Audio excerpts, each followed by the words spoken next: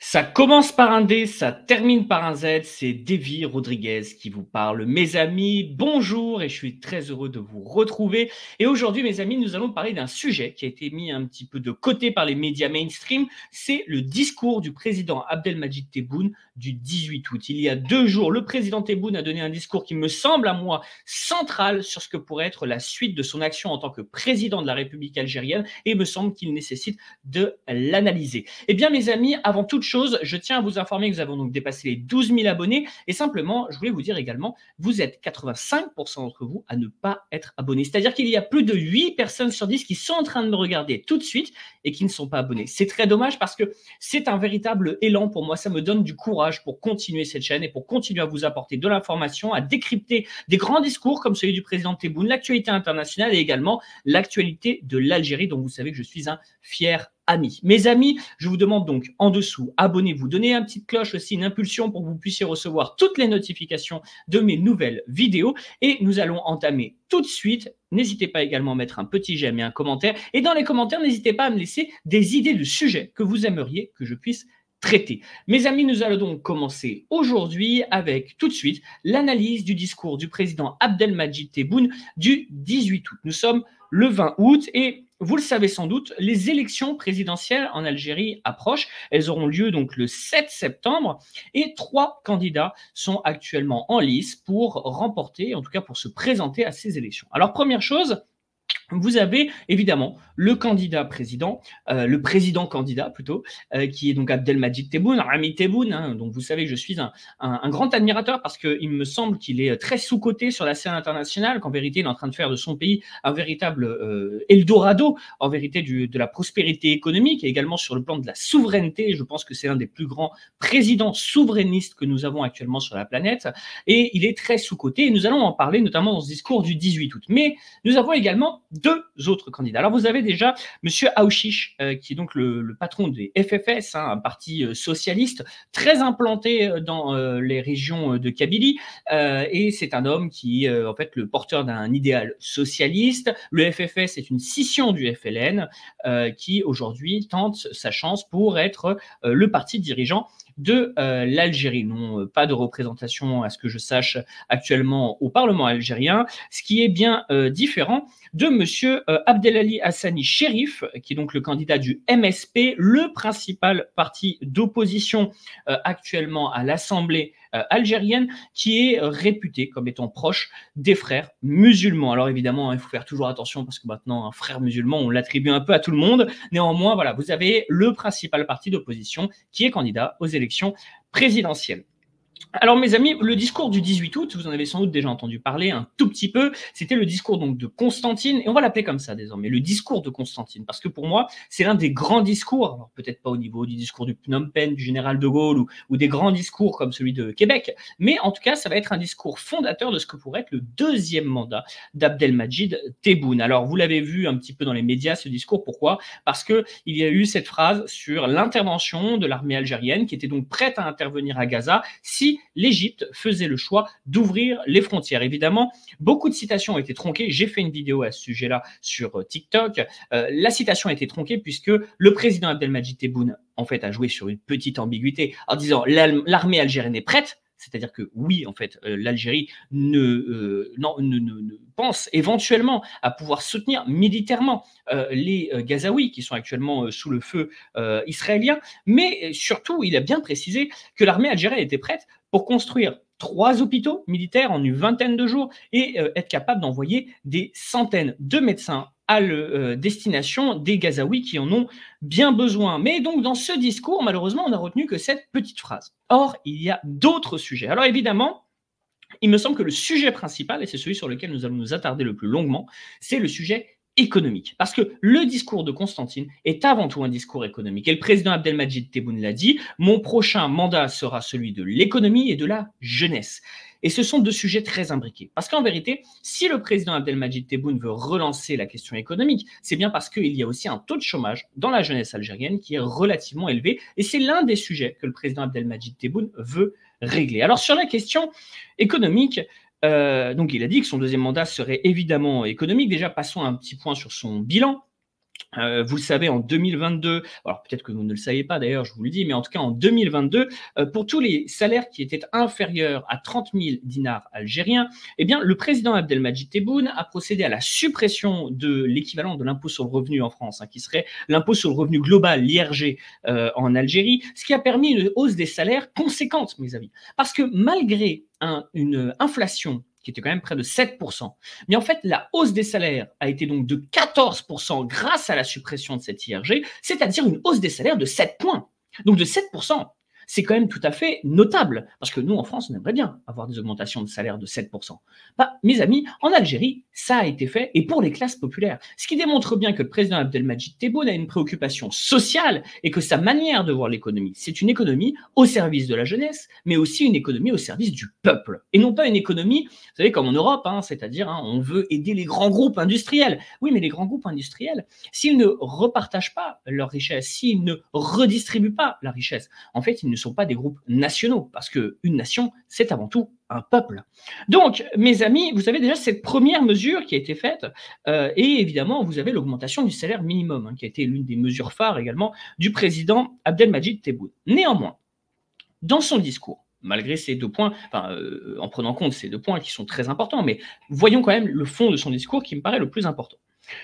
Vous avez une partie du discours qui s'est axée sur la question de l'agriculture.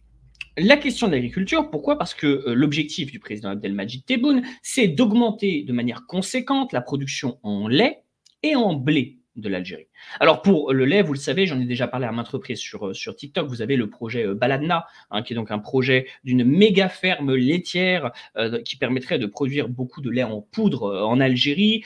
C'est un partenariat extrêmement ambitieux sur le plan financier qui a été noué avec le Qatar, hein, puisque l'Algérie a d'excellentes relations avec le Qatar sur le plan économique. On en reparlera sur la question de la sidérurgie, mais l'Algérie a d'excellentes relations avec le Qatar sur le plan économique. Et donc sur le lait, vous avez déjà des avancées comme ce projet Baladna. Alors évidemment, les projets, ça prend du temps à être mis en place. Néanmoins, il faut bien que quelqu'un les décide. Et celui qui l'a décidé, c'est bien le président Abdelmadjid Tebboune. Vous avez également la question du blé. L'objectif de l'Algérie à terme, c'est d'être autosuffisante dans le blé. L'une des propositions et surtout l'une des promesses de campagne du président Abdelmadjid Tebboune, c'est qu'à la fin de son second mandat, il y ait une indépendance en termes de blé pour l'Algérie, sachant qu'actuellement, l'Algérie est déjà le 2e producteur d'Afrique en termes de blé. Et donc, en vérité, il faudrait encore augmenter, parce que la population algérienne est relativement nombreuse, il faudrait encore augmenter la production, et c'est actuellement en partenariat avec des pays notamment comme l'Italie et d'autres, hein. Il n'y a pas que l'Italie, mais je pense à l'Italie qui est aussi un grand partenaire de l'Algérie. Donc vous avez déjà cette première partie qui est la partie agricole, lait, blé, qui va vraiment être le centre de la politique du président Abdelmadjid Tebboune. Et ensuite, et là je voudrais qu'on s'arrête un tout petit peu là-dessus, parce que j'ai vu des commentaires sur Twitter, notamment sur d'autres réseaux sociaux, de gens qui ont tronqué une phrase du président Abdelmadjid Tebboune, en tout cas qui ont tronqué sa pensée. Le président Abdelmadjid Tebboune aurait dit que l'Algérie serait, à terme, le principal exportateur de fer du monde, ce qui est tout à fait possible. Parce que vu les ressources de l'Algérie, on pensera notamment à la mine de Garadjabilet, on va en parler après, mais il est tout à fait possible que l'Algérie devienne l'un des plus principaux exportateurs de fer, de minerais de fer. Néanmoins, ce n'est pas le minerai de fer que vise le président Abdelmadjid Tebboune. Et c'est là que le manque cruel de connaissances des haters, des bots qu'on retrouve sur les réseaux sociaux, montre ses limites. Parce que le président Abdelmadjid Tebboune, son objectif, c'est de faire augmenter la valeur ajoutée produite en Algérie.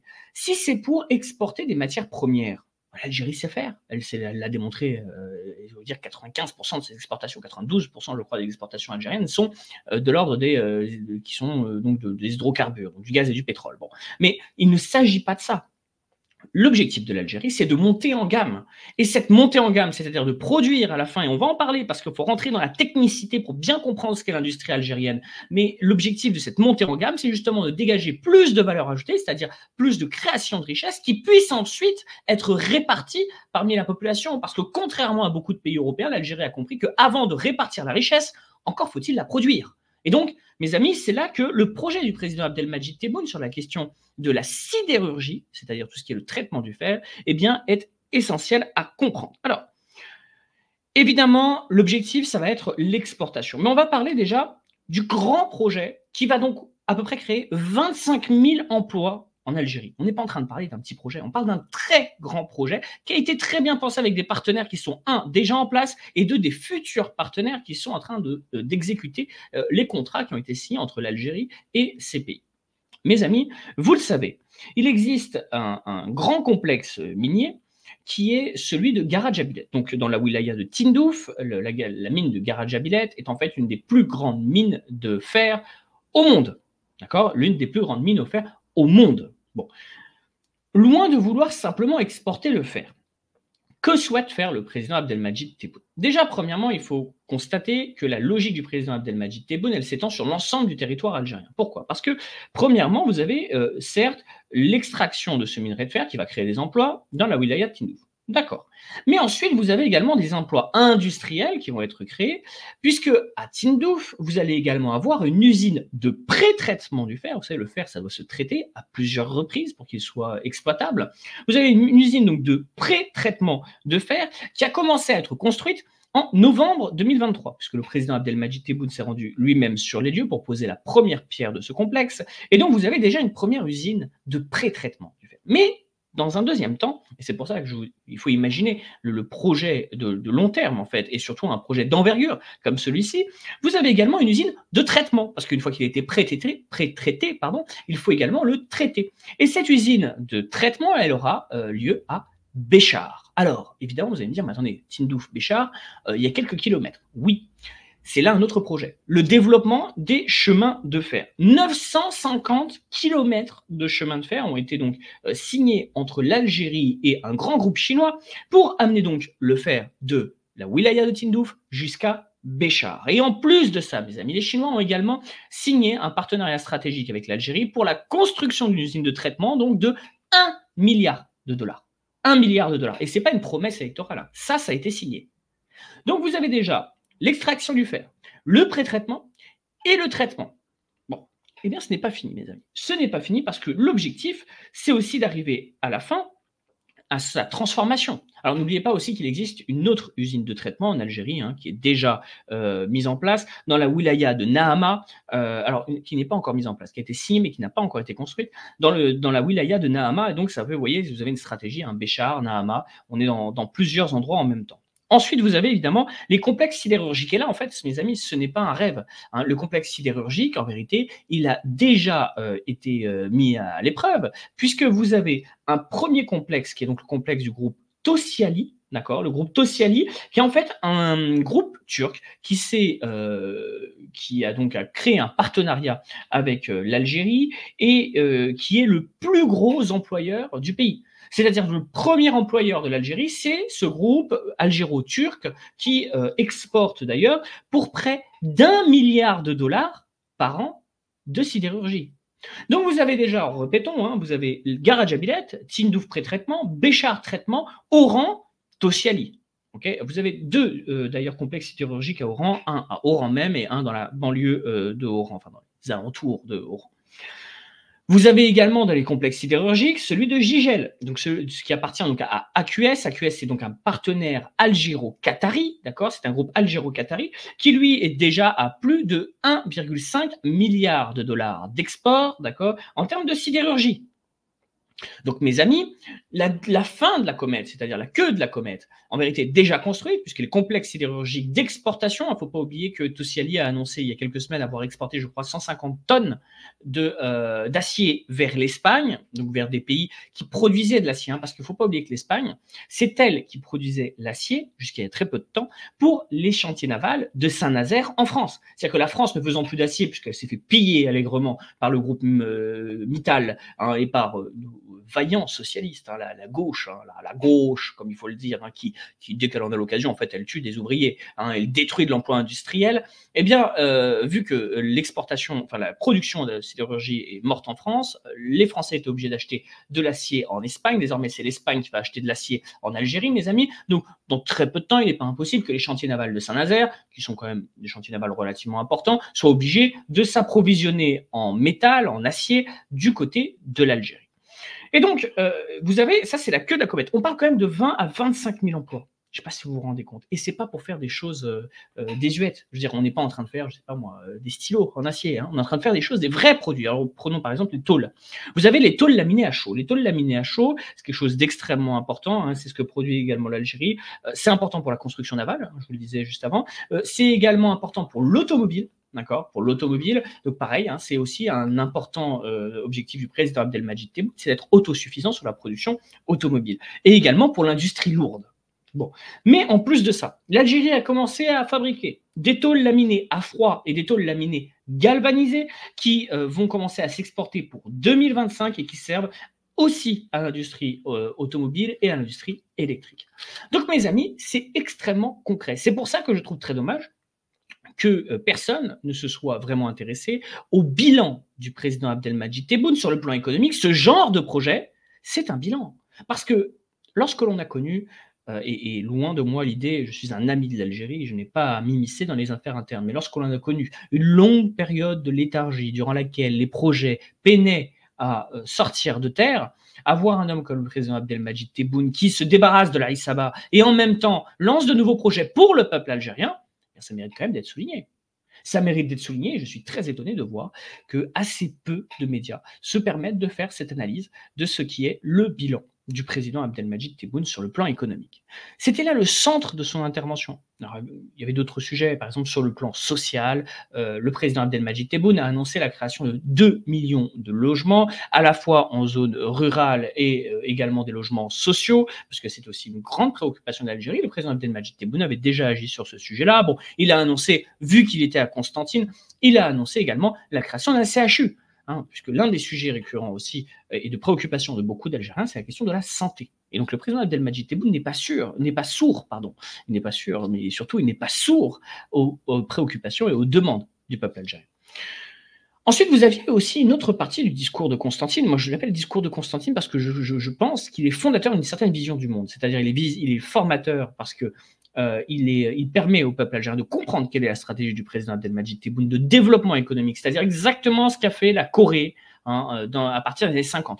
Dites-vous une chose, la Corée, je ne sais plus où j'avais lu ça, mais je crois me rappeler que la Corée avait un niveau de PIB similaire à celui du Sénégal dans les années 50, en 53, c'est-à-dire à la sortie de la guerre de Corée entre la Corée du Sud et la Corée du Nord. Et que par une remontée de gamme, c'est-à-dire d'abord c'était un investissement colossal dans le textile, et puis ensuite grâce aux excédents budgétaires tirés par le textile et l'exportation de textile, des investissements dans l'instruction, ce qui a permis aujourd'hui à la Corée d'être leader dans les questions technologiques. Alors évidemment, sur le plan de la culture et des valeurs, la Corée n'est pas dans une bonne dynamique. Elle a un taux une démographie qui est terrible, avec une natalité qui est catastrophique, parce qu'ils ont abandonné leur culture. Donc l'objectif, c'est d'être capable de combiner développement économique avec identité et tradition.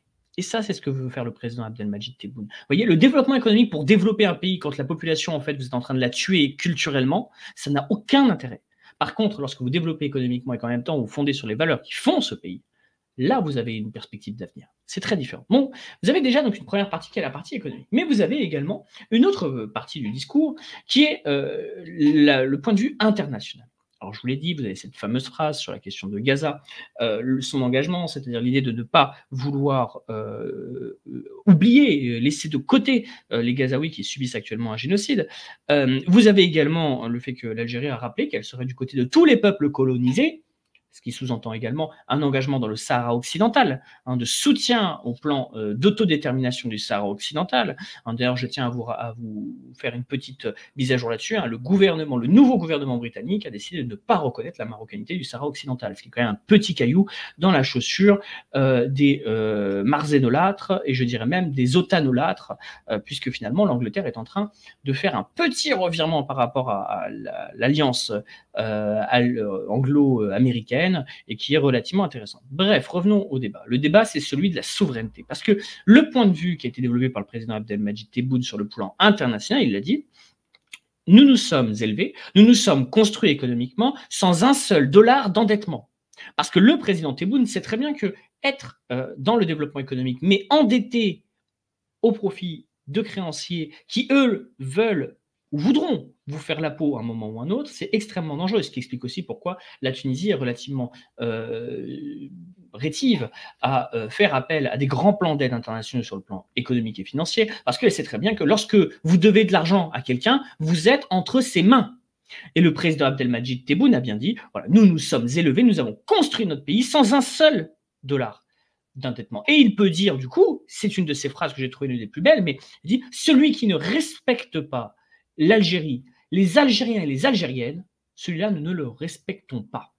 Et c'est ça, en fait, le discours qui est intéressant. Le président Abdelmadjid Tebboune, en fait, utilise la notion de fuck you money. C'est quoi la fuck you money? C'est l'argent, c'est un concept en fait développé par Michael Lewis, qui est un financier, je crois dans les années 80, qui disait en fait, vous avez de la fuck you money, c'est-à-dire j'ai suffisamment d'argent pour te dire va te faire voir, va te faire cuire un œuf.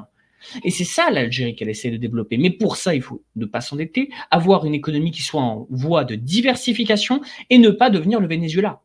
Parce que qu'est-ce que la période de léthargie, de longue léthargie, et paix à son âme, Allah yarhamou, de l'époque de Bouteflika, cette période de longue léthargie aurait pu mener à une situation à la vénézuélienne.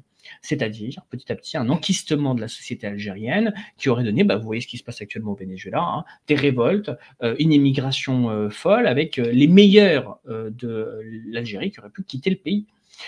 Alors évidemment, oui, il y a le mouvement des haragas, il y a le mouvement aussi des migrations qui continuent et qui persistent, c'est vrai, mais elles n'absorbent pas, ce ne sont pas l'ensemble des classes dirigeantes, l'ensemble des classes intellectuelles de l'Algérie qui s'en vont. Hein, on est plutôt face à une immigration qui est un peu diverse, hein, mais avec une forte immigration de personnes non diplômées dans une situation culturelle, intellectuelle et économique assez précaire. Je parle de l'immigration là qui actuellement, je la vois notamment en Espagne, c'est une immigration plutôt précaire. Maintenant, vous avez aussi toute une partie de l'immigration algérienne qui est légalement arrivée en France et qui, elle, est en règle générale très instruite. Alors, on connaît l'amour des Algériens pour les professions médicales, hein, qui est relativement important. Vous avez 15 000 Algériens qui sont médecins en France. Vous avez aussi les ingénieurs, vous avez beaucoup d'ingénierie chez nos amis algériens. Donc bon, vous avez aussi des classes, on va dire, formées. Mais il y a un mouvement de fond qui est quand même celui de la fuite de certains milieux très populaires. Bref, revenons au sujet. Donc, le président Abdelmadjid Tebboune a développé cette notion de souveraineté, donc pas un dollar de dette pour l'endettement, et surtout, j'ai ma fuck you money, et lorsque je veux dire à un pays européen, je ne suis pas d'accord avec toi, comme elle le fait avec la France, eh bien, elle le dit. Elle n'a pas besoin de se cacher derrière son petit doigt, ce qui est le cas de beaucoup d'États africains qui, malheureusement, doivent rendre des comptes, soit à l'Occident, soit à la France en particulier. Alors, mes amis, j'aimerais juste terminer sur une petite référence du président Abdelmadjid Tebboune que j'ai trouvé assez touchante. À l'endroit de Abdelhak Ben Hamouda. Alors, Abdelhak Ben Hamouda, c'était un homme assez formidable, il faut le dire. Alors, c'était le secrétaire général de l'UGTA. L'UGTA, c'est le principal syndicat algérien. Vous savez, il a vécu en 1994 l'assassinat de son frère et de son oncle par le fils. Donc, vous savez, durant cette décennie noire qui a fait beaucoup de mal. Beaucoup de mal à l'Algérie. Et je pense que la capacité de résilience du peuple algérien a été mise à l'épreuve par ces années de violence, d'assassinat, de tentatives de déstabilisation en vérité, hein, de tentatives de déstabilisation qui en bonne partie venaient de l'étranger. Pas que. Il y avait aussi un facteur algérien, mais qui en bonne partie venait de l'étranger. Alors, Abdelhak Ben Hamouda lui-même sera assassiné en 1997, donc le secrétaire de l'UGTA, le principal syndicat du pays.